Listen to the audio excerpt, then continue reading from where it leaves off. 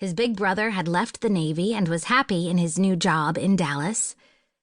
Sarah wasn't exactly happy, but she was trying to find the right career for herself. She would stay and help out their mother. Now was the perfect time to try something for himself. He jogged up the front steps of the house he'd lived in all his life. When he'd been younger, he'd had the room next to his sister's. When Remy had gone into the Navy, he'd moved into the apartment over the garage. What would it be like to live on his own?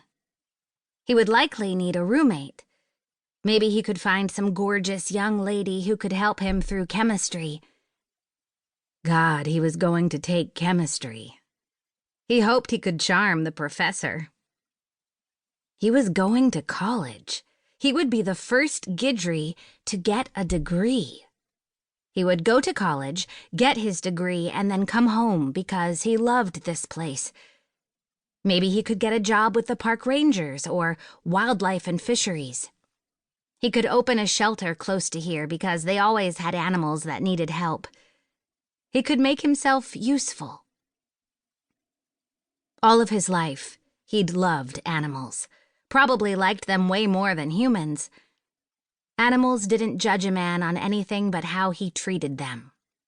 Animals didn't care about a man's past or who his family was. They didn't care that he didn't come from money or didn't seem to have much of a future.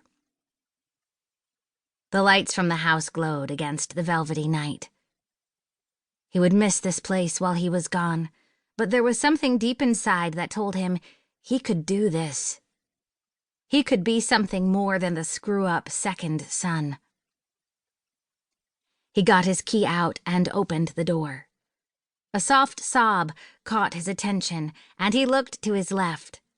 His mother and sister were sitting on the sofa, his mama's hand on Sarah's back.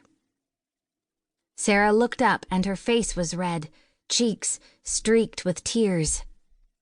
He was going to kill whoever put that expression on his sister's face. His mom looked concerned, but she wasn't crying. If some great tragedy had occurred, his mother would be crying too, so this was about Sarah. And if his sister was crying, it was likely because some asshole had broken her heart.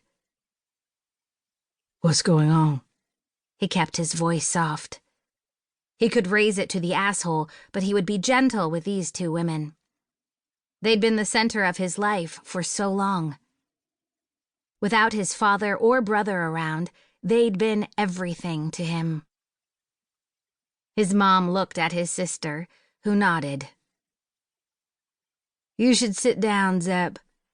His mom gestured to the seat beside Sarah. "Sarah's got something she needs to tell you." 2 hours later, Zep still sat on the sofa, his head reeling, and all of his plans changed. He should have remembered how quickly the world could turn upside down and leave him in a place he hadn't planned on being. It had happened so often, but he'd forgotten. His sister was pregnant, and she'd claimed the father wasn't in the picture and likely wouldn't be. Sarah was going to be a single mom. Sarah was going to need help. His mother walked back in, her expression weary. She sank down to the couch beside him. "She's cried herself to sleep. I think rest is exactly what she needs right now. Things will look better in the morning." That was his mother. When his father had passed, she'd been stalwart. She'd gone from a coddled and indulged stay-at-home mom to working every minute of the day to make sure there was food on the table. "Sarah doesn't have any insurance." He stared at the wall ahead, the ramifications crashing down on him. His mom sniffled.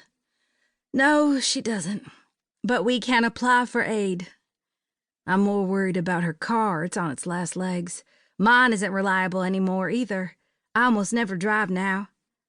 Driving made his mother nervous. He or Sarah or one of her friends tended to take her places she needed to go. "The clinic isn't so far, Mama." "No, but..."